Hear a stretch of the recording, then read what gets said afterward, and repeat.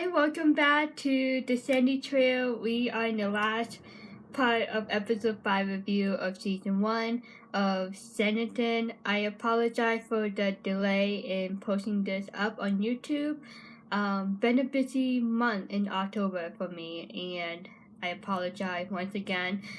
We do have a few scenes left to talk about for like the last 10-15 minutes of episode 5 that I do want to dive in and talk about with you. Again, there is a playlist on my channel called Sandy Trail. You can find all the season 1 reviews that I uploaded for this show. So if you miss any episode, feel free to check out that playlist and just talk with me. Send me your comment down below as usual, or you can send me your thoughts on Twitter. I am on Twitter. My Twitter handle is in the description below, or you can email me if you don't have social media. I would love to hear from you, and I'm gonna do a shout out in the near future after more people come in. It's a little bit different, the fan base compared to the Hardys from When Heart to Heart. Most of my fans here are from that show. So honestly, I'm still having a little struggle in getting all the Sanditon fans to join in the fun on the Sandy Trail and talk about season 1 and eventually season 2 and 3. Here we go for episode 5 ending. Was that a smile I detected? Oh, I doubt it.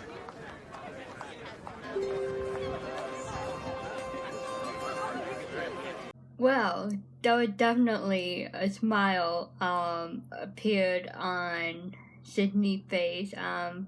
It's just like starting to appear and blossom at the end of this clip. Charlotte, she felt like taken back a little bit by that smile on Sydney's face at the end.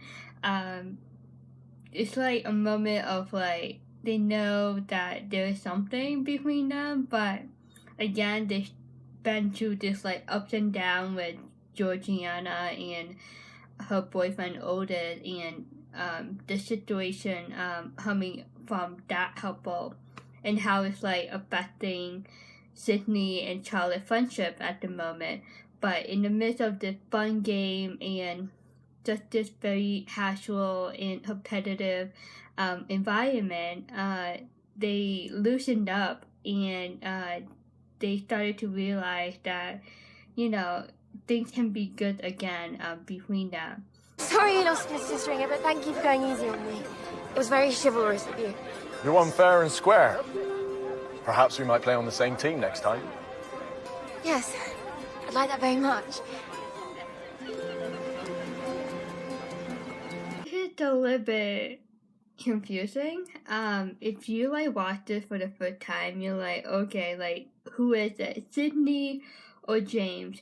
James basically gave her an easy win. It was so obvious. Like, I knew it when he pitched her that ball, and she being playful again. She's like, oh, you gave me an easy win. Like, it was just an advantage for her.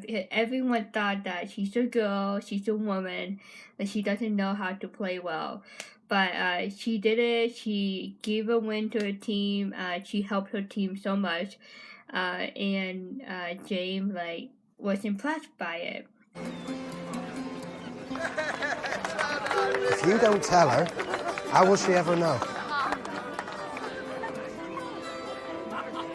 James totally had a crush on her.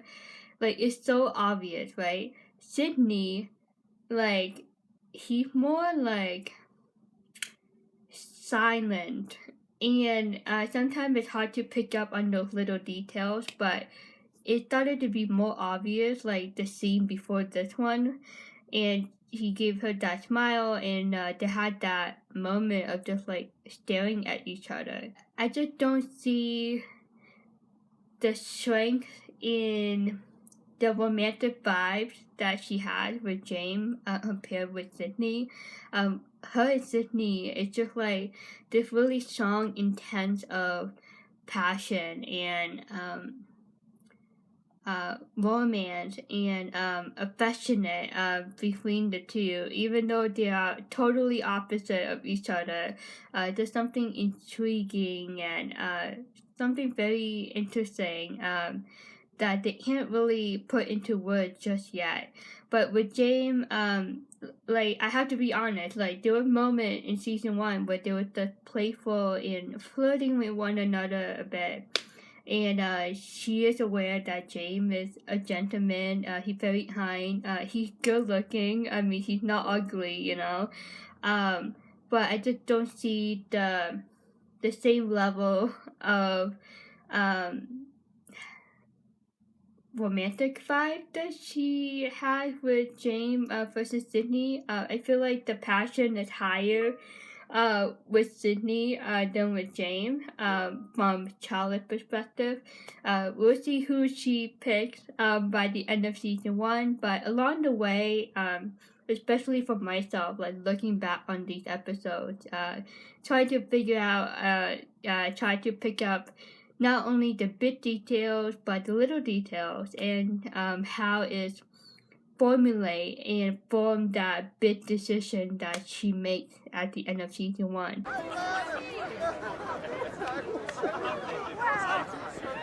Well done, Miss Hayward. Thank you. Another small detail, she put her hand in the back of her head, kind of like a way to like comfort herself, because she was feeling that the sparks that they have with each other, and she's just trying to, like, you know, keep herself calm and collected. Sydney complimenting you in a nice way, I mean, that is very rare, especially for Charlotte. So she's like accepting these lovely compliment and gesture from Sydney, especially after what they went through with the drama of Otis and Georgiana. Mr. Parker! It's Miss Lamb! I've lost her! Can't find her anywhere! What? Even though he passing on the responsibility of Georgiana to Mrs. Griffiths, he's still in town, and it seems that he still care for this young woman, and she's like, okay, where in the heck is she? And of course, we all know that Charlotte knows what happened to Georgiana, and I'm pretty sure in the back of her mind, she's like, Sydney gonna hate me again. Where have you been? Down by the river, just walking. With him? You know I was. Why are you pretending? I just wanted to hear it from your own lips. We saw the proposal of Lord Badminton and Esther, and this afterward. And Edward, of course, being nosy about it, want to know everything that's going on, and it's obvious by his action and his words and his question in the scene. He has some feelings that are against the idea of Esther being married to Lord Badminton. And Esther, like, why do you care? Like, you don't even care about me. Like, you basically rejected me as a lover. You told me to find a husband, and now you're asking me all these questions. Like, you're not showing support. You're not showing any signs or words of support and love for this possible marriage between Esther and Lord Badminton. He asked for my hand. Are you going to accept? Isn't that what you wanted? Is that what you want? In all honesty. He asked her, like, do you want to marry him? And it's just like a leeway of, like, trying to force her to admit her feelings for Edward in this moment. But Esther is totally, like, convinced that she moved on from him, and she's like, you know what, like, Lord Badminton wanted to marry me, like, maybe I should say yes to him. He makes me laugh. forgotten how that felt. I can do so much more than make you laugh. Weird and disgusting, according to their circumstance and their brother-sister relationship, even though I think they only have brother and sister, but still, that happened, but before that hit though, she's like, Lord Babington makes me laugh, and I think that was like the first time we seen her like really happy about something in her life, you know, like when she talked to someone about something good that's happening in her life.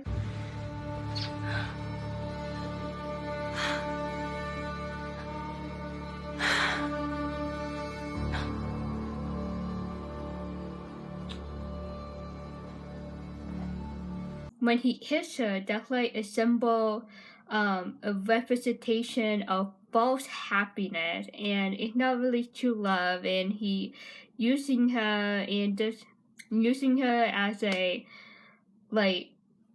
stripper, if that makes sense. Like, it's just like using her to his advantage of like, I can make you happy and kiss you and, you know, do all those things, but it's just a fake love relationship between Edward and Esther. Mr. Parker. Georgiana's disappeared off the face of the earth. No one's seen her anywhere. Mr. Parker, there's some... Mr. Parker! There is some news of Miss Lamb. Sydney and Charlotte were interrupted when Mr. Griffith walked in with James, but this little clip will play a role later on in the scene of the discussion that they're having in the room. One of the men saw her waiting outside the hotel. What do you mean waiting? When? What time? About 4 o'clock. The next thing was a carriage drove up. A man got out. A man? She was meeting a man. James got a witness report, and he telling them these things, and you can see that Charlotte like, oh my goodness, like Sydney gonna find out what really happened. Was this man black? Why would you ask that? Was he? All he said was there were 2 of them. The other was in the carriage. She was bundled in and they took off. Bundled? The first clue for Sydney was the man black. So Sydney like started to calculate in his mind like, no, is she not saying Otis? Like, if she is, like, I'm gonna be really mad. Thank you, Mr. Stringer. I'm grateful. I hope you find her. Mrs. Griffiths, please show Mr. Stringer out. Now. Sydney figured it out. He knows what is happening, and in the beginning of the scene, when I told you how it's gonna play a role to the end of this scene, you can see how Sydney looked at Charlotte, and he's like, okay, this all makes sense. The first thing first, you trying to tell me something, and then we got interrupted. Second of all, you asked James if the man was black, and third of all, your facial expression is telling me that you know about this, and maybe somehow you got involved in what's happening to Georgiana. So you know the next thing that we will see on the screen is Sydney getting mad and Charlotte once again. You know something, don't you?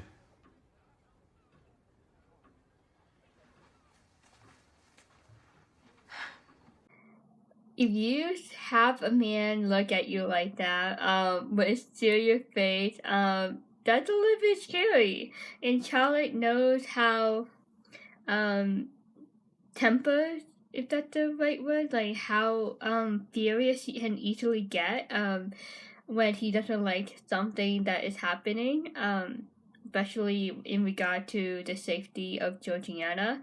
And Charlotte, she's like trying to have a moment to herself to take a few breaths and just release the truth to him. I've been acting as a go-between for Georgiana and Otis Molyneux since you've had them from seeing each other. Her heart was broken, Mr. Parker. I could not bear to see it. They arranged to meet today, during the cricket match.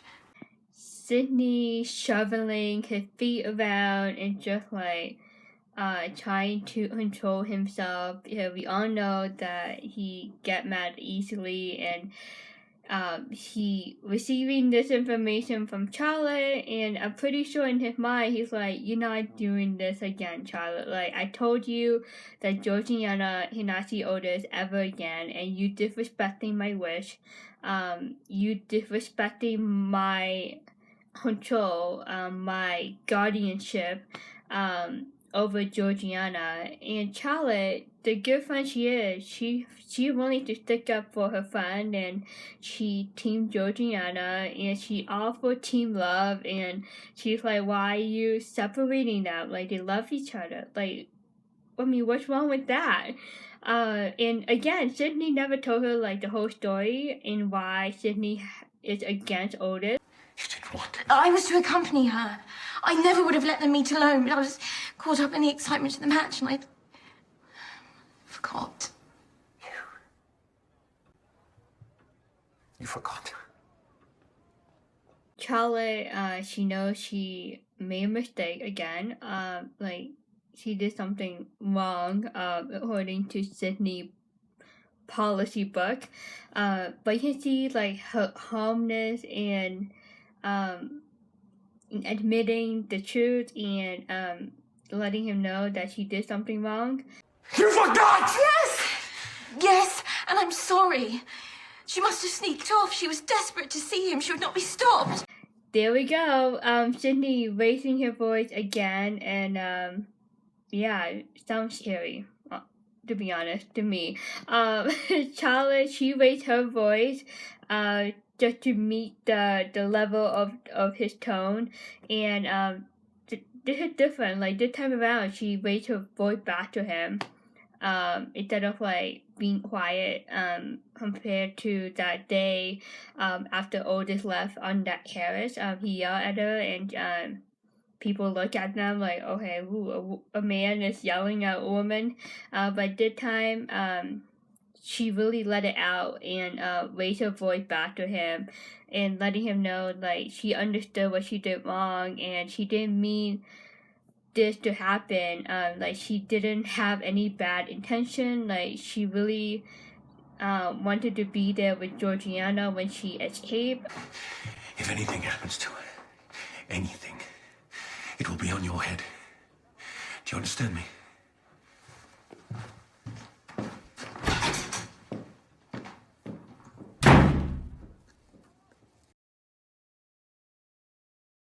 Does anyone know the age difference between Sydney and Charlotte? I think I Googled it once, but I'm not sure if it's accurate. Let me know. I never read the book. That's one thing I forgot to tell you guys. I never read the book, and I'm glad I did because I feel like it's gonna, mess up your first time perspective when watching a show, but it's just me. But when Sydney told her, like, if anything happened to her, like, it's gonna be on you. And I felt like he, at that maturity in a way that he's very bossy, but in a way that, I don't know if this makes sense. Like, it's like a husband and wife relationship where the husband, like, makes decision and, have control over his wife. That's how I felt when he, threaten her in a way at the end of the scene.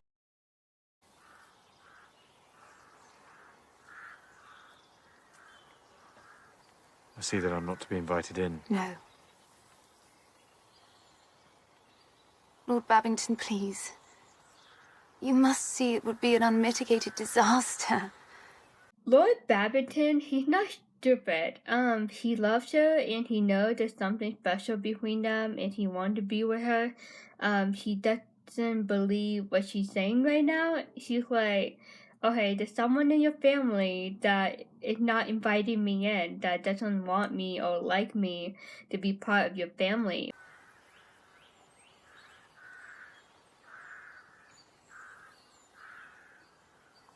I can never contemplate a proposal from someone as shallow as you. Notice the shift in Esther facial expression. At first she's like letting him off softly, but her face like gets all serious and mean and like toughen up, and she's like, no, I'm not marrying you. You still believe me, Shanna? You proposed on a whim. It's hardly a sign of depth.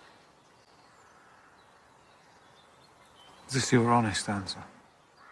She basically breaking his heart, but I don't think he 100% heartbroken. I think he has a hard shell too, and he still doesn't believe it. She's like, nah, this can't be true. Without a shred of pretense. Yes, it is.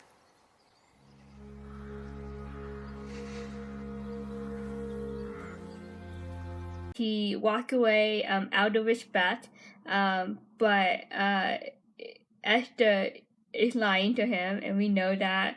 And we all know that her aunt, Lady Denham, will get really mad at her. He's a lord. He has a fortune. Why did you refuse him? Because I do not love him. Oh, love, love, love. What does love have to do with anything? Marriage is a business arrangement. Nothing more. Important detail, Esther believes in love, and we know that she desired for love, real love, and she tried to find it in Edward. But there is one with Lord Babington, and she rejected him. She turned him down because of the kiss with Edward. Edward is manipulating her, and it's not good. Lady Denham, on the other hand, she doesn't believe in real love. She believes that marriages are a business proposal, a business arrangement. So you can see the contrast between these two women, their perspective on love. She's stuck with Edward right now at the moment, especially after that kiss. And unfortunately, that changed her decision in marrying Lord Babington. If Edward was supportive of her and did not kiss her, I'm pretty sure she would have said yes to Lord Babington. But here we go again. Another cycle.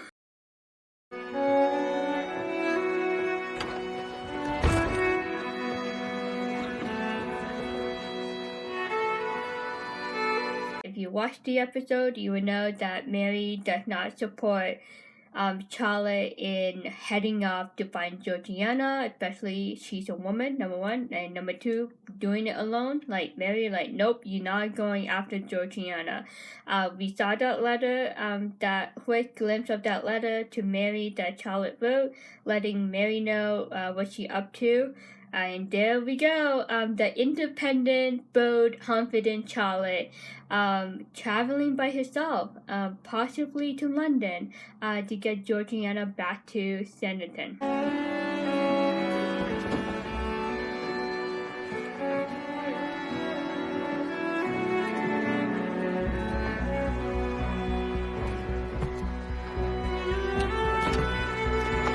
Before she went to Sanditon for the summer, my assumption, I might be wrong, from what I see from the show, she never traveled.